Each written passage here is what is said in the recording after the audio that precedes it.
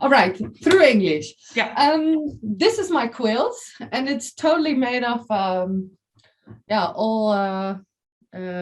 old clothes of my sister. Actually, it's made of clothes of my passed away sister. She passed away by murder in 2013 in Africa. She was there for volunteering work, and unfortunately, she never came back. So there was a bit of big time of a big story in our lives. But after a while, I found that we were not using her clothes anymore. And it was worth to us way too much, but we couldn't throw it away, but we were also not wearing it. So it was just sitting there in a wardrobe, not used and catching dust. We were like, okay, this is also not fine. So I think in 2017 or 18 or so like 5 years after that she passed away, I decided to do something with it. I had a lot of spare time on my hands with studies. Things went a bit south, and I thought, all right, let's do something else. So I started to quilt, and ended up in 3 very big blankets, all made of her clothes. One for me, one for my sister, and also my alive sister, and one for my dad. And a year later, my mom also started to make one, but she wanted to do it herself because she really loves to sew. So she took the time herself to make a quilt. And I don't know, I'm super happy about it. This one is mine. My mom bought me a woolen blanket from a sustainable brand, Umeko it's called, for me. So I have the quilt on the one side, and I have the woolen blanket on the other side. So it's a super warm quilt. I always use it during winter times on my bed or on the couch to just chill with it.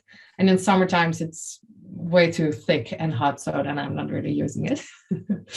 And I don't know, I think it took me like 40, maybe 50, maybe 100 hours to make it. But for me, it felt like a therapy, very cheap one, because many lonely nights I just spent behind my sewing machine and made something out of it. So I took all kinds of special things out of her clothes. Like this one is very special for me, the blondie shirt. It was like just 10 euros at H&M, but my sister had one and she bought one for me as well. And when she was still alive, we had some kind of fights about one of the shirts got lost. So we had one left, and she thought it was hers and I thought it was mine. So there was a big trouble back then. But when she passed away, of course, the shirt went to me and I could never throw it away, even though it was like almost falling apart, you know, the H&M 10 euro shirts. So in the end, I took this big thing out and I put it into the quilt because it's very special to me. And yeah, I don't know. Do you want to know more about my quilt? Which techniques did you use? How did you? I actually teached everything to myself. Like, I don't know, in my thesis period of my studies, I worked at an atelier, yeah. I did an HRM study, and over there I worked at the, I don't know this English word, an arbeidsparticipatieplek. I did my thesis writing there, and while I was in contact with the women who were working there, they teach me a little bit skills on the sewing machine. So I'm not sure what kind of techniques I used. I just sew everything together. And the first one I made was for my sister. So I found out I was doing some things wrong, and I felt after a while like, this is working better for me. Like, I did stupid things with my needles I did wrong, or the wrong needle in my sewing machine was an issue for a while. So I don't know, I tried just everything myself, and I did like a try on error way of quilting.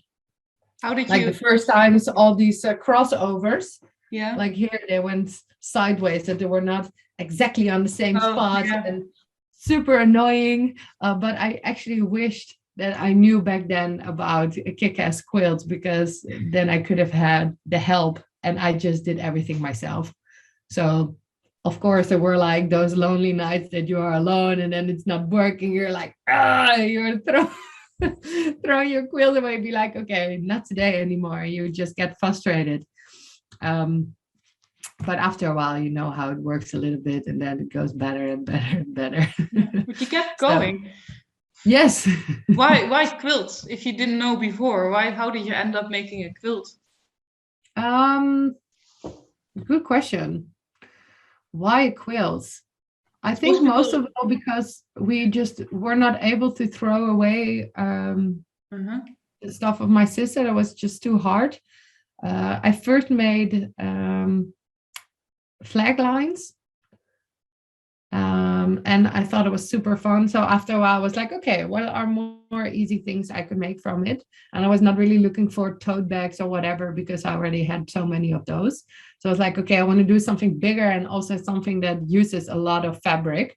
So then ended up with a weird idea of a quilt and just started. And, you know, like every time you get your scissors and you have a new piece of clothing, so many memories came back from my sister, like when she was wearing it and why it was important to her, or some things that meant nothing to me, and that you somehow in your mind make like a pajama pants that you only wore a few times, like it is a big item in your life because it was hers. So I don't know, every time I got my scissors and I got a new piece of clothing torn down into pieces, it brought back so many memories, and it was so special to make this quilt, and it means a lot to me. And I was looking to make something that I would never throw away, but would also let us let go of so many of her stuff. Like it took too much space in your house, too much space in your mind. And now I just have one very big quilt, and it's just very happy because every time I open my wardrobe I see it in the back and it's so colorful and it always makes me happy. So I took like the special things from her out of it. And you will see also in this, like she wore a lot of Marlies Decker's underwear, so I have here the Marlies Decker's in here. And this was on our beds when we were kids, so it's very old, but I always know this face that I had it on my bed sheets. And I don't know, here's her name, Afke. She just got I think it was a scarf my uncle made for her because she was the first grandchild, so she got a lot of attention when she was a small kid. Yeah. And then she got a special scarf with her name on it, so I took that one out. And I don't know, I have here a piece of her t-shirt that when she went abroad that I wrote it down for her. So I cut my piece out of it and my sister's piece is on her quilt. So I don't know, quilting looked like a very logic way to keep a lot of stuff, many different clothes, but all together in one piece, and still recognizable. I didn't want to torn it apart and put it inside of a cushion or whatever. I wanted to be able to recognize the stuff that was hers. Mm-hmm. And you said that the quilting process at points was also frustrating for you, but I can also imagine that there were also other frustrating thoughts in your mind about losing your sister. So how did those feelings mix, and at what point did you realize it actually became sort of therapy instead of frustrating because you didn't know how to quilt? I think it was just during the process. I don't know, like after a while, like my sister has passed away, super sad, but after a while all the tears are gone and there's no reason to be more sad about it. You just try to pick up your life again and make the most out of it, and like make it a teachable moment or something to be happy that she was in my life for a long time, and that was good the way it was. And I don't know, every time I got angry or when I was quilting, it gave me the space to think about her, but not to be angry at the situation, but most of all to have good memories about her. And when I was annoyed by the quilting process, it felt like she was close to me or something. It was like, okay, put it down for now, come back later. Like I'm the youngest of 3 sisters. So when I was little, I always said that I had like 3 moms. Oh Because my yeah. sister was also some kind of mom person in my life. And I think that while I was quilting, that situation came back many times. And I felt like she was trying to push me to geduldig te zijn. Patience. Yes, to be patient, to be okay, to just put it aside when it's not working and get along on a different time. And I don't know, I felt I got stronger and stronger through the process of doing that and coming back to it. And the most of all, like at first, everything goes wrong. You were super annoyed and you feel like, I'm never going to be able to do this. And you're frustrated because you torn apart so many of her clothes and then you're not really sure if you're going to make something pretty out of it again. But I don't know, after a while, I felt like, okay, I'm going to get there. Every little step is one. And I don't know, I made a few Instagram stories about making the quilts. And I always said I was paadjes aan het leggen naar de hemel. Paths to the Like, heaven, yeah. I felt like all the little pieces of fabric were like little pavements that I was making and that I got closer to her somehow.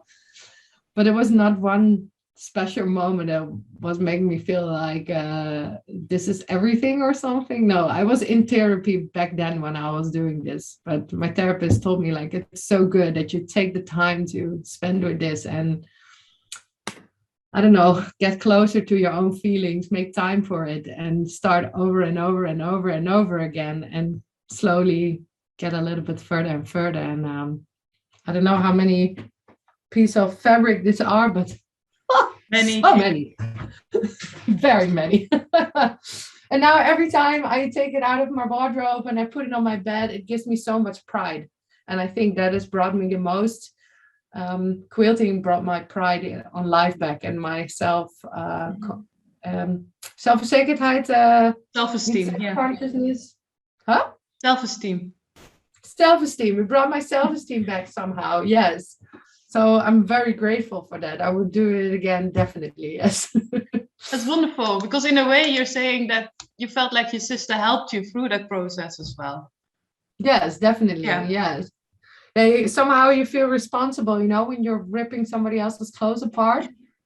In like you want to be responsible for it as well. Like if somebody would do that with my wardrobe, I'd be like, hello, don't do that. Yeah. I'm making a quilt for a friend with her youth memories, and then you also feel like this is a youth. So if I mess it up, I cannot really. You cannot bring it back to a t-shirt again when it's ripped apart, you know. It's too hard. Yeah, so there were many big decisions. Like you also need to think about.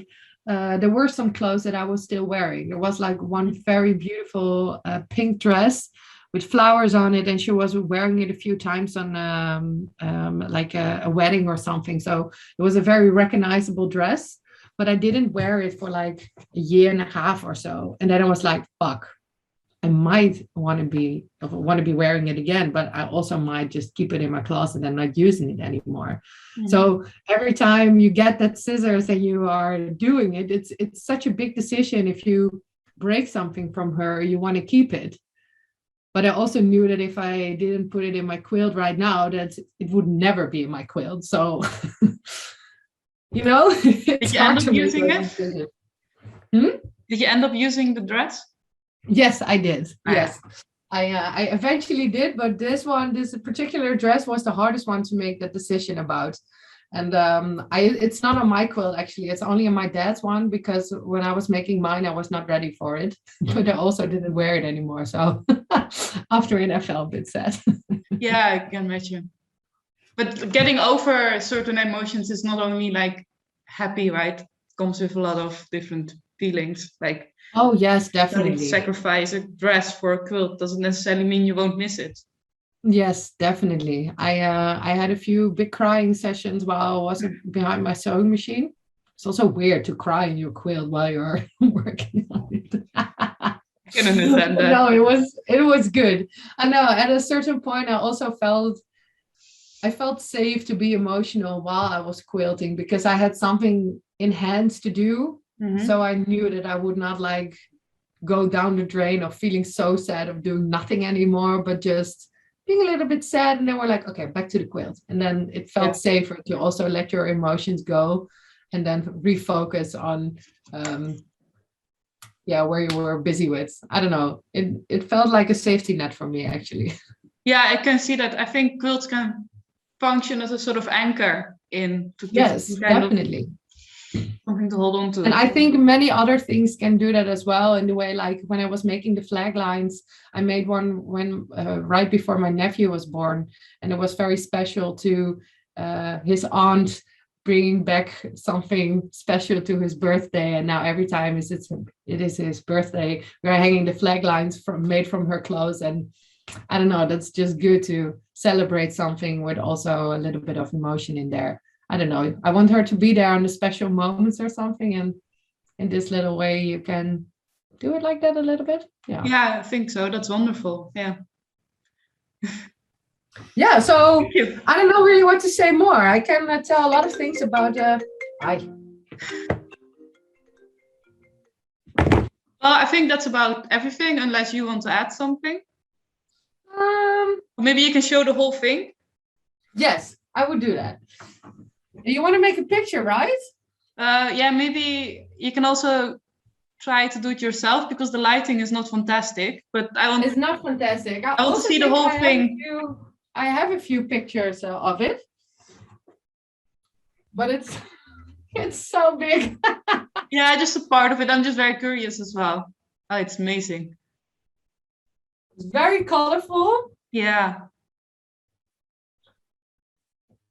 Yeah, and like simple things as this, she always played volleyball, but this was her number for a long time. So it's very special. My dad has a 9 in it as well, and my sister as well. And those stupid pajama pants, we got the same one. So she had a Snoopy, I had a Snoopy, the Marlies Dekkers is in here. And also this one is very special. She was wearing a lot of African shirts. So this is the continent the other way around. I decided to not have a top or a bottom, but just so every way you look, there's something to see straight and something wrong, actually. Very nice. Yeah. But when I see your quilt, this one feels so simple. But it's different intentions, because yours is really meant to display your sister, and mine is more meant to display quilt blocks and patterns. So it's different intentions. Yeah, definitely true. But I would definitely recommend people become a member of Kick Ass Quilts to make sure you not get too frustrated during the process. Like, I was first sewing on a machine with I think it had 3 different stitches. So not too many. I had no idea that you needed to use different needles for different fabrics. And I don't know, I figured everything out along the way. So my mom just told me, if you want to lock, go backwards, go front. There you're right. That's what I knew. But it's really important in a quilt that you first decide what the intention is, because if you have a very complicated pattern and you try to use meaningful clothes for it, you won't really see the clothes that much anymore. And then it's actually hard indeed. Yes. Yeah. So yours is you are definitely right. If I would have made those patterns behind you, it would be definitely very different from this. Yeah. And I don't know, indeed, it is very meaningful that I can recognize everything, or I wanted to be able to recognize everything. Yeah, so it's perfect. For now, it's also its intention. Yes, definitely. But I didn't really know my intention when I just started. I just didn't want to throw away the clothes, and it got out this way. But I'm thinking, if I have good pictures for you, I worked back in the atelier again a few times to finish my quilt. Just so I can put them with the post so people can see it. Yeah, because those are a little bit more proper pictures. Yeah, because the video quality in Zoom and recording is usually not fantastic.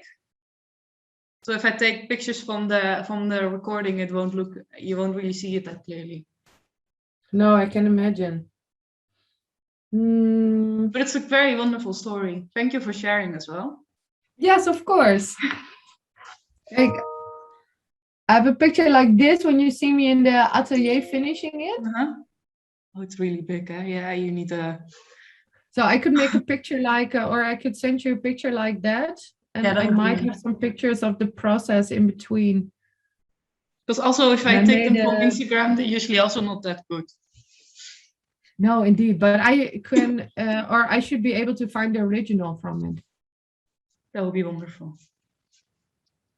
Yeah, and I have a few of those time-lapse movies where you see me quilting while I'm doing it. So that's also fun.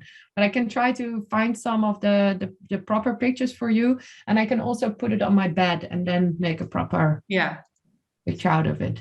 That would be interesting, yeah. Thank you. All right.